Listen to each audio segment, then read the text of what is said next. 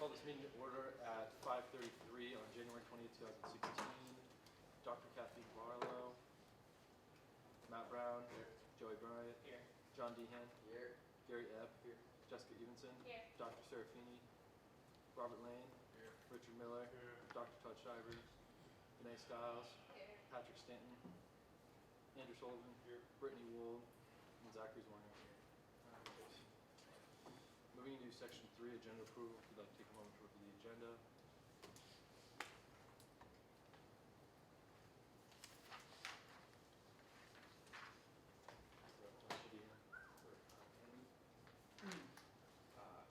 When you talk to Bob, did they still, even though student government upped the money, did they still want to request the full amount here?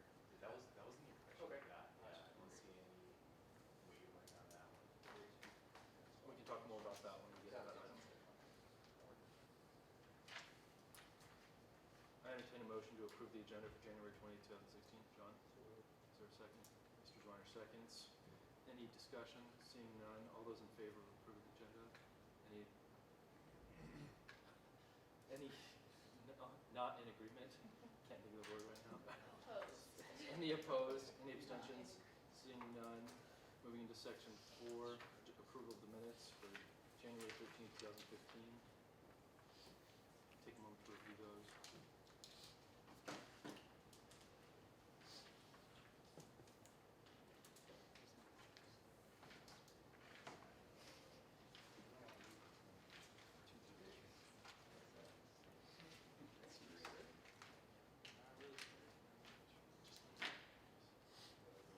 Is there a motion to approve the minutes? Jessica moves. Is there a second? John seconds. Any discussion? Seeing none. All those in favor? Any opposed? Any abstentions? Motion carries. Moving to section 5, reports. I don't have any reports this time. I'll have a couple items for the committee. Business Finance Committee met yesterday and approved request number 1607 for the marching band in the amount of $14,840.63. Also approved request number 1608, outrage stimulus in Denver, Colorado for $2,811. And just a general informative thing for the committee.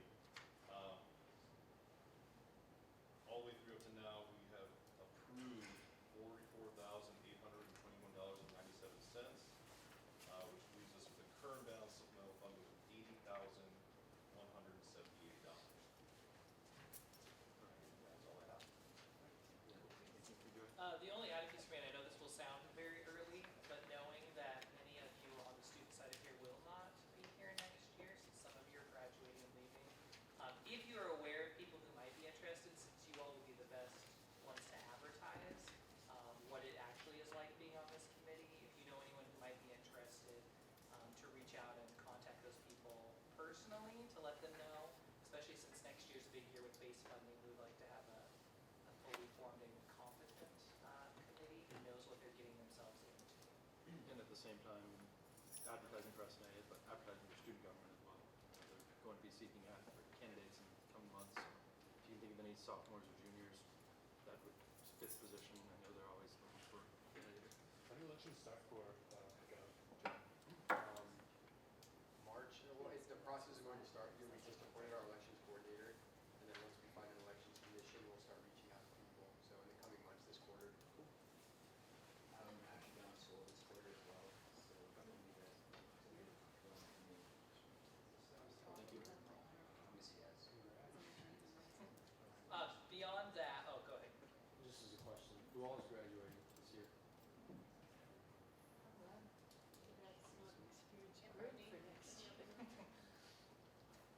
So yeah, for those of you not graduating, definitely would love to have you You're back. junior. I am. The EVP position is the one who's automatically on this committee, so we have to look into that. Talk to Nick your eye. Talk to Nick your eye. You don't get an option of that. So moving into section 6, public I have comment. one Oh, one other. Just as a reminder that the subcommittee should be getting together to meet soon, so we can get rolling on any changes to the bylaws before we get too far into the year. Any additional comment? All right.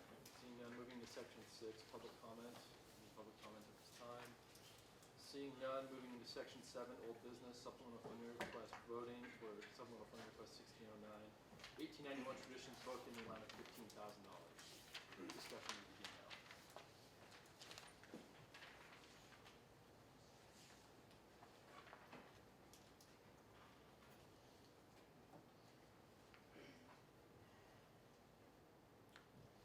Andy, can you pull up the sheet that showed all the different Breakdown. breakdowns? Yeah.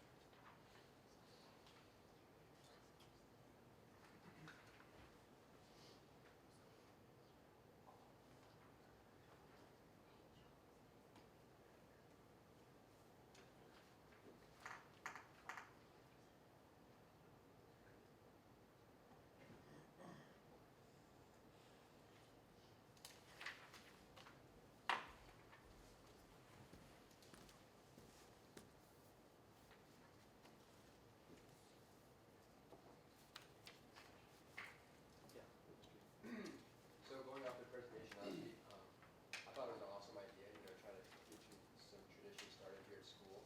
And going off of these numbers, student government gave $10,000 instead of the $5,000. And so that, helps things out. And I know 15,000 is a pretty large amount, but even if we could just bump it down to 5 to get the difference and fund them $10,000, I think that's still, a fair amount. And this is something that's going to affect the entire school. It's not just one group that's going on a trip. So with that, I'd like to make a motion with the amount of $10,000 for funding request 1609, 1891 Traditions book. John's made a motion. Is there a second? Mr. Meyer. Mr. Meyer seconded. Is there any discussion? Seeing none, all those in favor? All those opposed? Any abstentions? 2 abstentions. Rebecca Keenan and Dr. Timothy Barlow. Vote carries. So supplemental funding request 1609 has been passed in the amount of $10,000. Moving to section 8, new business, supplemental funding request presentation 1610 ACP conference for Pulse in the amount of $4,213.50. Those of you that are here for this, you can come on up and present. Be allotted 10 minutes from the beginning.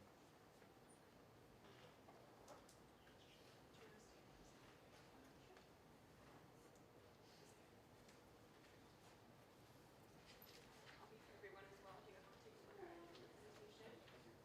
Hey, you guys Good coming? evening. All right, so my name is Manny Ringberg. I am the newly head of the online edition for Pulse.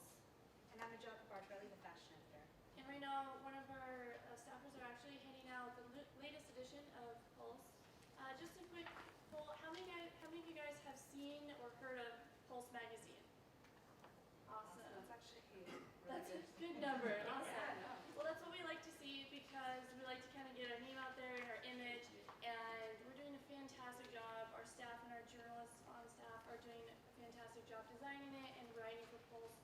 And so we're here today to kind of propose to hopefully send some more 6 students, not 7 now, 6 students to send to the ACP conference in LA. And not only is that our latest issue, but it's actually our first official print issue. Yes. That is Maxi Printer. Okay, so this is just kind of an overall view of the impact we have as Pulse magazine.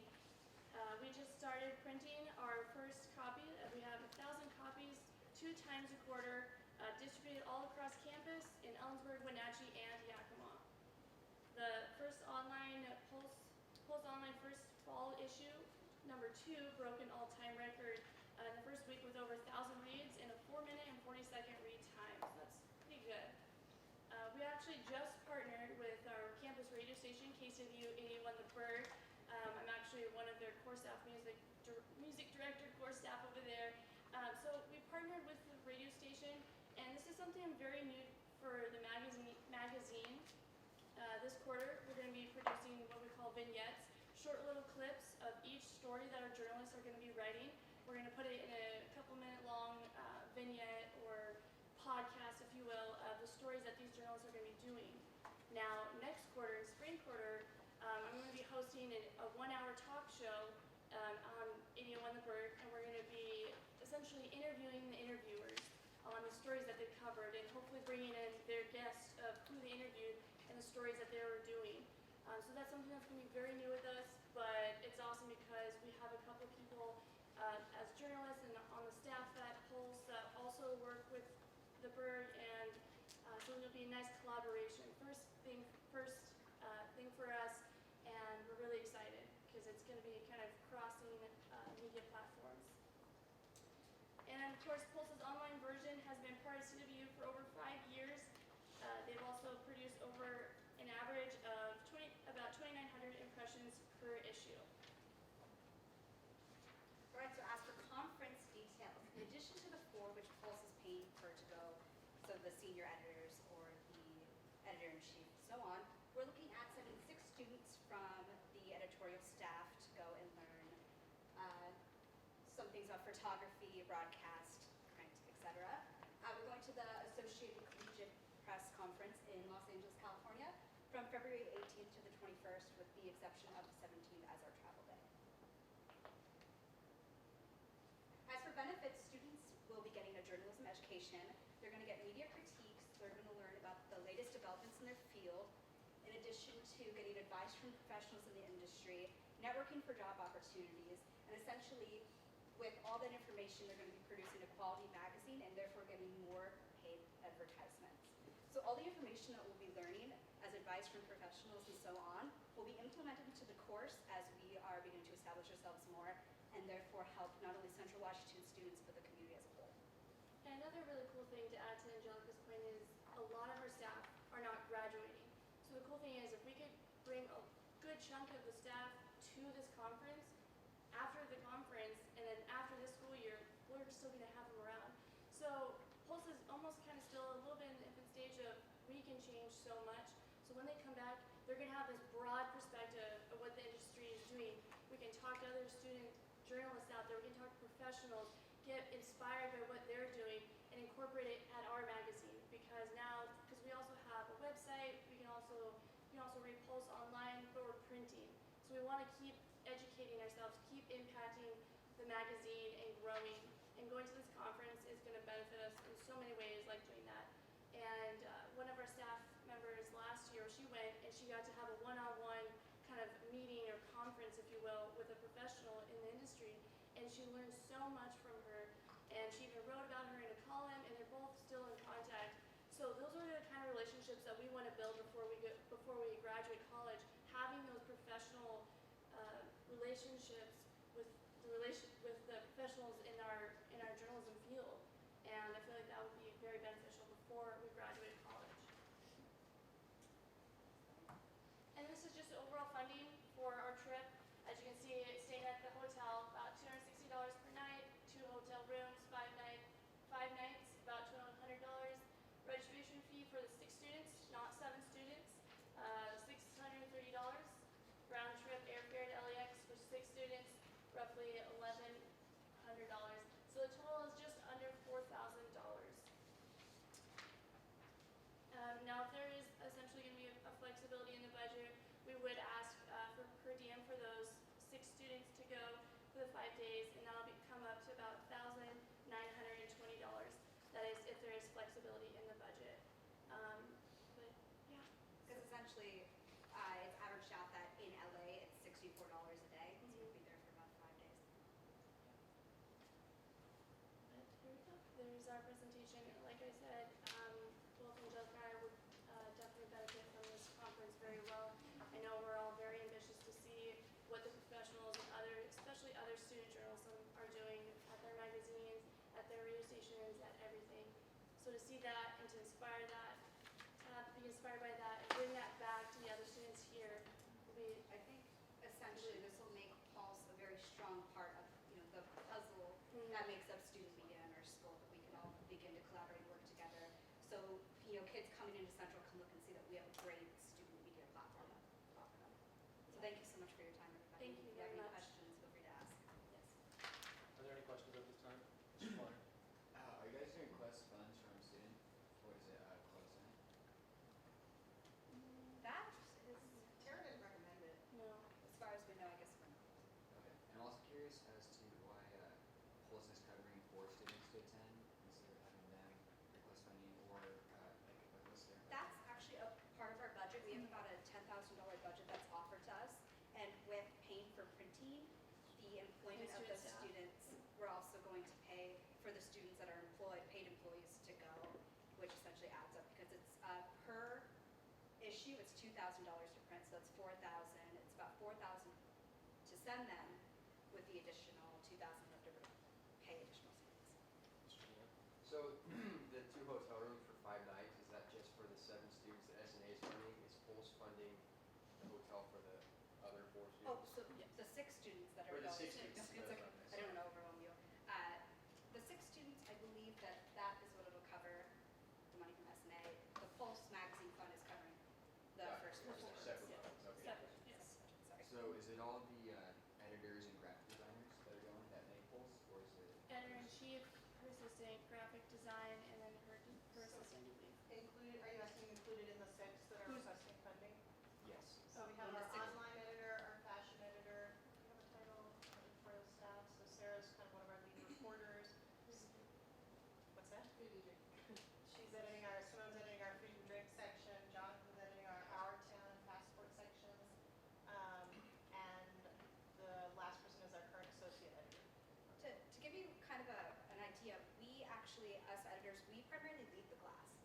So I feel like as a whole group, if we all learn the same skills, instead of being taught by, the editor-in-chief teaching us, we all go and we learn the same thing, it'll be able to benefit the whole entire class and the people coming in, that we all know the same information, got it from the same source. Mr. Millar? What does the registration fee cover for the 6 students? Is it just admission into this event? Admission to the event and a lot, I think. And the workshops Yeah. that are included, as well as other activities. Yeah, I think there's only one workshop that has an additional fee that if they wanted to attend, they'd have to pay on their own.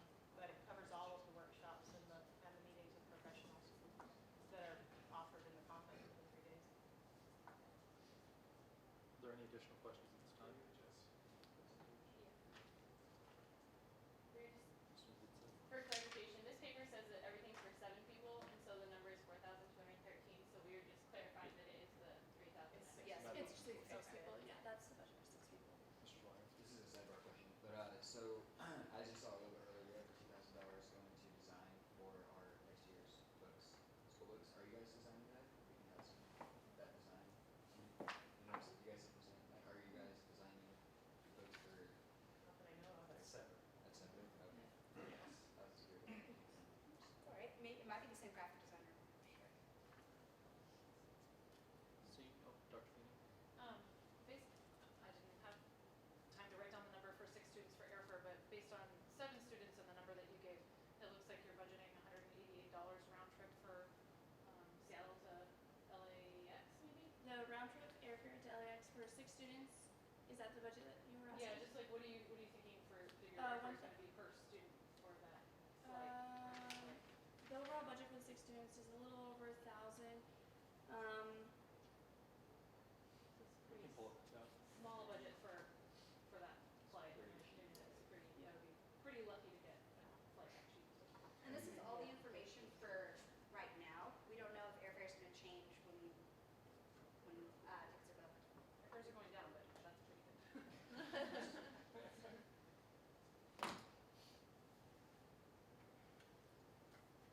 Seeing no additional questions at this time, Mr. President, we'll vote on this next week. Thank you very much.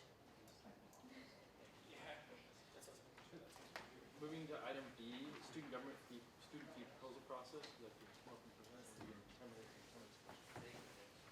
Here's some packets if you guys want to kind of. Andy. Oh, yeah. We can hit it. Hi, everyone. Ryan Anderson, President of Student Government. I'm not here to request any money. But we're just here to talk about one of the changes and clarifications of student governments I'm working on. This is in any way a final proposal, but we're just coming to you for feedback. These packets are yours to keep. If you have notes you want to make on them, or if you want to mark them up, you could always just drop them off my office. That'd be highly accepted. Okay. So, when thinking about, this all came from the craziness that was the arts fee, and we're saying, okay, let's really clarify this so that this problem doesn't happen again, so that student government can know how to deal with this kind of issue. So we have 3 student governance bodies on campus, right? Equity Services Council, Club Senate, Student Academic Senate. We are establishing those 3 things to be the hubs, as what I call them, or the entry points for if students want to propose a new fee. And I'll clarify what referendums are later. So this PowerPoint is literally the exact same wording that you have in your packet, so if you ever can't read this, don't packet.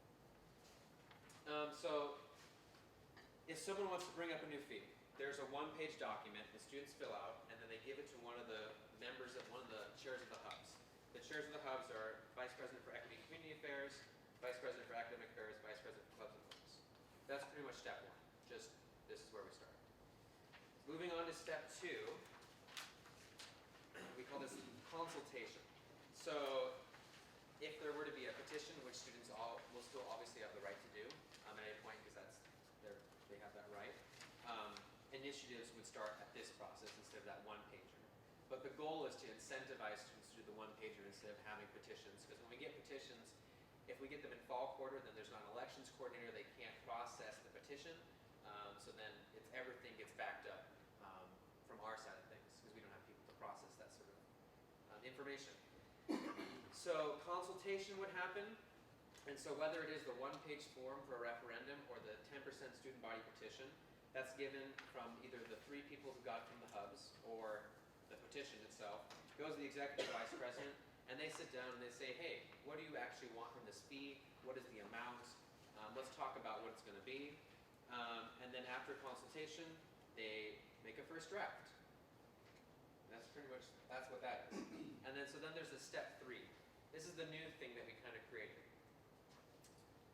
A presentation tour. So it would start with student government, just in a private executive session where they would present what the student fee would be. And then they could go to each student body and present that and get feedback. And then they could say, if they presented at Student Academic Senate, then they could write a letter back to Equity Services Council and say, hey, we made these changes based on what we heard from SAS. We wanted to let you know what that is. The different constituent groups that are in the clear white boxes are just the ones that kind of correlate to that. So, for example, Equity Services Council is mentored by Michelle Cyrus in the CDSJ and Manuel Rodriguez in the CLCE. So those groups would be ex officio in those conversations. So it'd start with student government, go around the loop of the different bodies on campus that we think are important to give that information to. And then it ends with student government again in a public meeting, which brings me to the next section. So this is all that written out in language and text of that diagram. So pretty much each board member on student government is in charge of one of these presentations, starting with Ledge Affairs all the way down back to the president. Go ahead and click it again. I'm just making this short and sweet. So the idea behind the final presentation in a public meeting is that this will be the final document for the fee in its entirety. So that this clarifies that when this final presentation at a public meeting is made, which is open to anyone who wants to come, that is the information that will be on the ballot that we will be voting on. And like I said, for the student body petition, I mean, if you get a petition in, you don't have to do the presentation tour. You will automatically be on the ballot no matter what. But the goal is to make this more inclusive and incentivized to get people to actually talk about what students want to see out of fees and really clarify every single step. So yeah, I don't think I missed anything. Is the decision, oh yeah, student government can choose to endorse or not endorse the fee at the final presentation or after the final presentation. But if the student group that has kind of identified the fee has gone through consultation and the whole presentation tour, then they automatically get put on the ballot for students to vote upon that fee. But student government can endorse or not endorse at that point. And the idea behind the hubs is that we know who has claimed that fee. We know what group of students to talk to. A lot of, at least from both sides of the fence that I've seen with the arts fee that happened, is that there was a lot of miscommunication. So this really clarifies, for example, if we've been using this example just to put it through the ringer, if there's a recycling fee, that could either be brought forth by biology club, equal in ESC if they want to bring forth a recycling fee, or the biology department in SAS for that senator. So that covers every single scope of what the university is for students. Cool.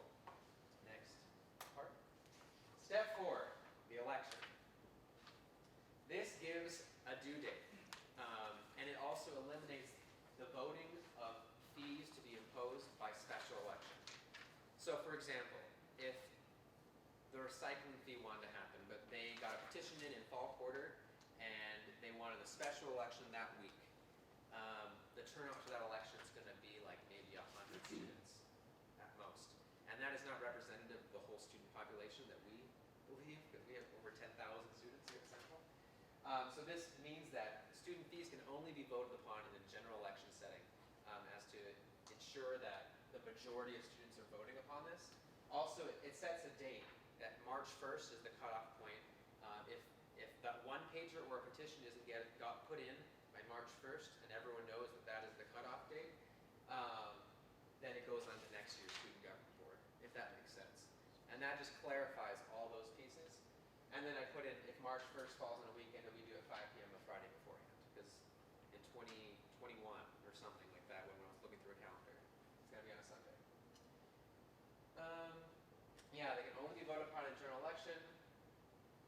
Yeah, that's what this step means. I'm sorry, I'm zooming through this and we'll talk about it right after. Finally, step 5, accountability of fee to student government. We noticed that a lot of students ask us, why do we pay a recreation fee? Why do we pay an athletics fee? Where does that money go? And that information is available, I'm sure, through VFC, but we're going to try to make it more accessible to students by having student government more responsible for making sure that those financial reports are up on our website and accessible for students. So we will know that every fee has a governing body, whether that's athletics, whether that's the student medical and counseling clinic, whatever that, and we'll have a contact point person for that. And then the 30th of June is usually when financial reports are due. So by that point, student government will just be CC'd on where the money for fees has gone, and so we can get that information to students. Okay, this is where we get a little tricky, the next slide. So I talked about initiative versus referendum. An initiative is something that is initiated by a constituent group or population, which is established by the people and then voted upon. So the petition is initiated by someone outside of the governing body. So that is the petition side of things. And these are in our bylaws too, section 6 and 7. In our constitution, section 6 and 7. So if you want to read more about that there. But right now, those two sections is all that we have concerning fees. This is not laid out anywhere. So that's why we're trying to set up this new process. And then a referendum is something that is referred to by the governing body to be voted upon. So if student government thought that it was important to have a recycling fee, I keep using that example, and we haven't heard of it coming forth, but I'm just using it hypothetically. If student government thought it was very important to have a recycling fee, then we as the leaders of the school and representative of the school can refer it via a referendum to the student body to be voted upon, if that makes sense. Finally, this is the biggest issue. RCW 28B 15610 states and explains what voluntary fees are. Students hear the word voluntary and they think that it's optional, that I can do it if I want, I can volunteer if I want. This is where the language becomes problematic, because voluntary fees does not mean that. It means that we are voluntarily imposing it upon ourselves, but once we impose it, it is then mandatory, unless petitioned for extreme circumstances.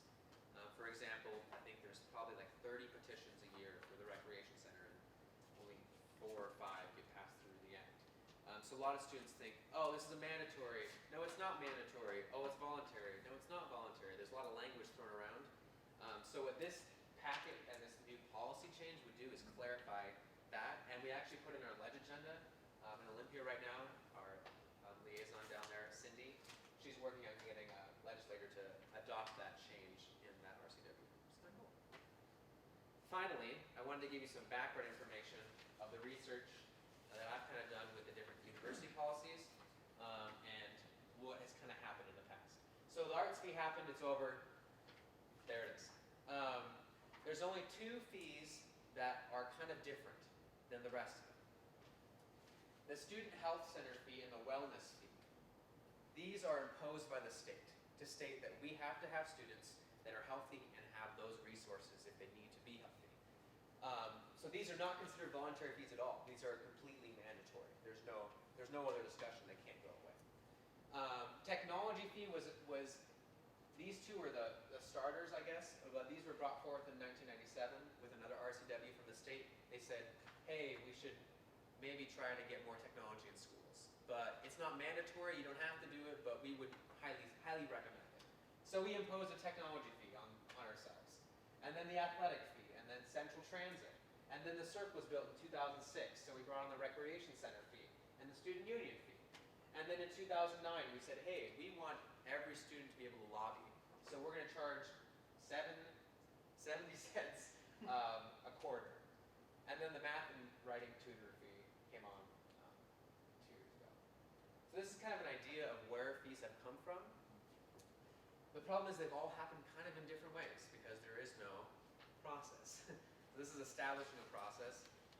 This is just what I kind of brought something to the board, and then we talked about it, and then brought it to our advisors, then we talked about it, and brought it back to the board. So we've just kind of been tossing this around before break, and now it's time to bring it to the people to see what you guys think.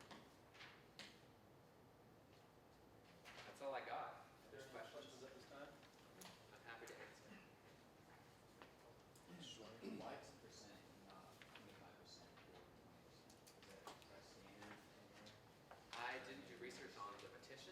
That's just kind of what's always been in the Constitution and bylaws. 10% of the student population is 1,000 signatures, roughly, or a little more. It's not easy to get 1,000, but it's doable. The idea behind that percentage, I guess, is to make it still accessible for that right, but also make it, difficult. It has to represent at least a tenth of the student population that wants the staff. But that was already there, that's not new. No, that's been there for a while. Yeah. Good job. Thanks, Ross. Thanks, man. I appreciate it. Amy, can you go back just because I want to make sure, great presentation. Thank you. I want to make sure that you have all the right information. Because I know you have asterisks next to recreation and the student union fee on there. Would it be, and this is where I'm making sure that I'm having the vocabulary correct, so I'm really asking Andy this question. Would those two really be considered voluntary fees, since I know they're actually tied in with the bond and the S&A? This is where the language and the terminology can get a little tricky. Yeah. Actually, Ryan just referred to me, right, it's voluntary because you're voluntarily paying it. Yeah. So yes, it is. I mean, it's tied to the building, it's tied to the bond payments and the debt covenants. I don't see anything different on those. Yeah. Mostly, and this was mostly so that way I was clear, so that way if you get the questions. So what I'm hearing is that we chose to create those as separate fees, so that way we're choosing to pay that as a rec center fee and as a sub fee. Right. I mean, all rolled up when that was first, brought to the attention of the university to make this building. Okay, well, how do we sustain it? How do we build it? That's right where you see it when being introduced in 06. Yeah. That was historical stuff, but that was the intent behind it. And without getting too involved into it, right? Once the bonds are all paid off, what happens to that lady? I don't know. Excellent question. That's the question, is we want to clarify who is responsible for that fee as the point committee or the point person, so that we can say, well, the search paid off. What are we going to do? What now? Yeah. So at least we know who to talk to. Dr. Schreiber? I think this is great. It was somebody who was involved in this process. You could never get an answer from anybody because nobody knew. It was done differently every time. And we decided to really, problem wasn't really communication, it was there was no process to follow. And depending on who you asked, it was a different answer. You had people making presentations representing a group, it was kind of an odd thing. And so I think this is an outgrowth of that. Do you have is there a process for repealing a student fee? What do you mean by repealing? Student fees, or you're able to repeal It them? depends on what fee. I just would like to know, do we have I think we would maybe need a similar process for repealing a fee too. Let's say we get a recycling fee and, for a couple of years it seemed like a good idea, but it's not working and there's trash all over the campus and we don't feel like it's worth our money to do that, then it seems to me like just as you got one start a fee, you should maybe have a process to refute a fee as well. I know there are people, that should kind of shudder at that thought, but I'm just saying that. Well, I think that'd be the same hub process. I mean, that one pager saying we're wanting to change the recycling fee from $5,000 a quarter to $2 a quarter. I don't know. So it would be still a fee change. Yeah. I think that would, at least that's how I would do it, so at least it's the same kind of thing, so it's not like we're reinventing the wheel. Right. But also, I don't have the right answers. I'm one person, so send me your thoughts, because I need them. Mr. Needham? I'll go next after somebody. Brian? In response to your question, there is a process in place. The challenge is right now that there's different classifications for some of the fees, and each one has a different method. So if you look up here, like the technology fee has a very specific process in place involving that it would be a joint vote of student government and the tech fee committee to dissolve that. The ones up there, the athletic fee, central transit, student lobby, and math and writing are all up to student referendum that the students could vote to have it removed, which would come from the student government. Or reduced or Yeah. increased or whatever. Ultimately, it comes down to how it was drafted. Yes, each Ultimately, one of them it is does. written into the policies that they fall under one area, but it might be a good idea to have. Yeah, it's a great point, because if you think, oh, we're just gonna keep increasing these, inflation's gonna happen, but this same process could be for getting rid of or decreasing too. Mr. Needham? Great presentation. It's like the 10th time I've heard this, so it's, It's you been know. But back to what you were saying, Joey, on, 1,000 signatures, that is a pretty hefty amount. Well, I guess. I mean, I agree, but I didn't say. Sure. But back to what you were comparing to the art fee, I was looking at the language in here and I didn't catch this the last time. This is on right above step 4 in the last paragraph. The whole point of having this presentation tour was to, get the university involved in like those groups, because those are the students who are like, at the forefront, they're gonna tell their people. What about somehow changing the language or like making it a requirement, because it says you can participate in the presentation tour? What about making that a requirement? I mean, I That's think just something to think about. the thing about petitions is they're reactionary. Right. And I mean, even in our own constitution, freedom, people have the right to do what they want. Right. You don't have to show up to a, I mean, we're not, even if you put in the one pager, you don't show up to the presentation tour, then we can say, well, bye, Felicia. I'm just thinking because of last year too, because I personally know students who signed or who were, they heard about the art speak, but then when you like ask them about it in detail, they're like, oh, yeah, what was that thing that I did again? I think this would just be, more like that transparency and like accountability, going to each of these groups, because people are gonna talk and it's gonna, be on the radar. And I just think, that would really, get the word out, and also, when it comes time to voting, we have the lowest voter turnout for student government, as many of you guys know it here, and I think that can, increase the voter turnout if it was somehow required to be the tour. See, the only problem is that you can get, that leaves you a chance to get stonewalled as well. Well, They don't have to put you on the meeting agenda. Well, Or they can delay you past the deadline. Which is, a group can say yes or no, but it's just, as far as, they're not the group that's gonna say yes or no, but it's like that critical feedback, because, we all have great ideas here, and, we may have, an improvement or a language change just like this, and I think it's just. If you make it mandatory and they don't go to the meeting, then that nullifies. it. Infringes That's on the way their to rights, I stonewall. guess. But there's public comment for each of these meetings in which they could present, whether it was accepted or not. Yeah, Public they can, it's their option, right? And I just think like as ways to, get it out, that'd be a lot better. And I think it would be, if they wanted the fee passed, it would be smart, behoove them to do that. It'd be a good recommendation. But has it been done in the past where a group says, no, we're not gonna, we don't want It you? hasn't been spelled out like this. Is your question, has it been in the past that one of these hub groups has said, no, you can't come Yeah, present? what's the likelihood of S&A denying a group when it comes, it just It would be unlikely, however, it would be dependent on who sits up here. That it's really up to, it's up to whoever's sets the agenda, that they could say, no, we're not The going to. art speak is an example.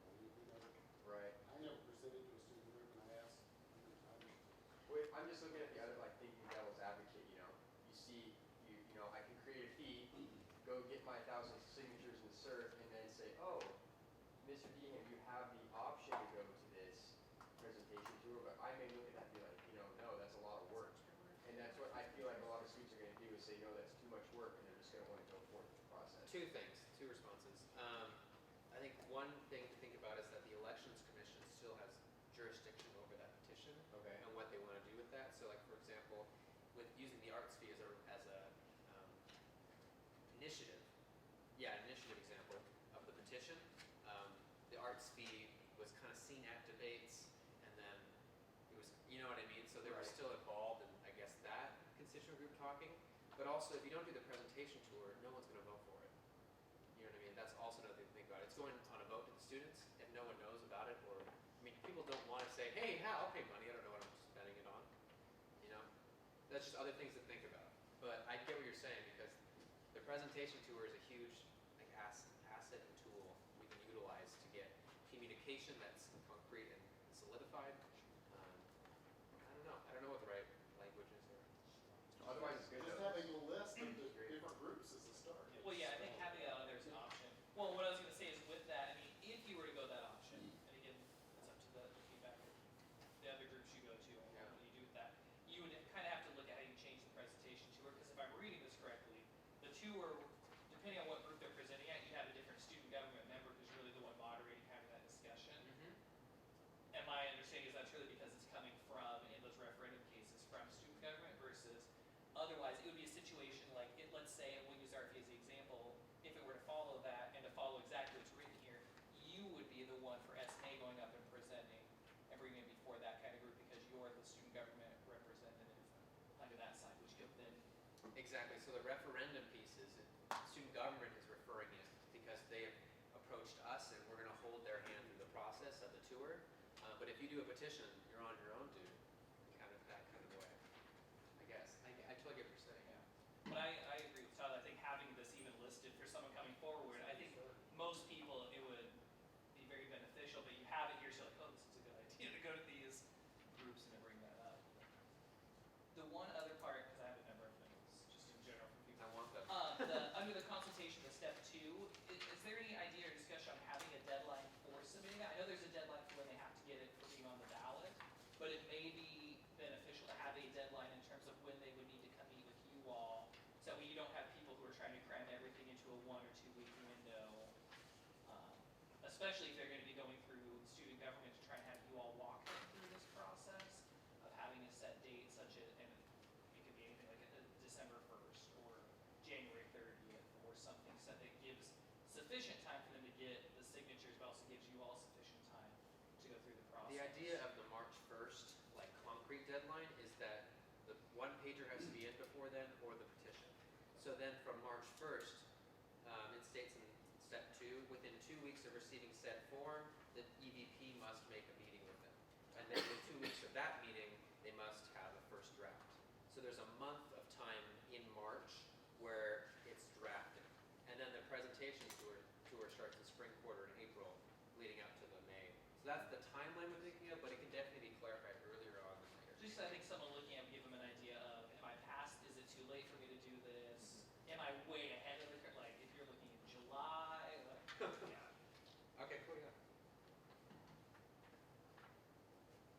Any additional questions at this time? All right, thank you very much. Thank you, guys. Moving into section 9 of the business communication procedure, I have not received any communications. Moving into section 10, public comment, second call. Seeing none, moving into section 11, adjournment. Is there a motion to adjourn? Rob moved to adjourn. Is there a second? Mr. Joyner seconds. Any discussion? Seeing none, all those in favor? Any opposed? Any abstentions? Motion carries. Meeting adjourned at 6:16 p.m.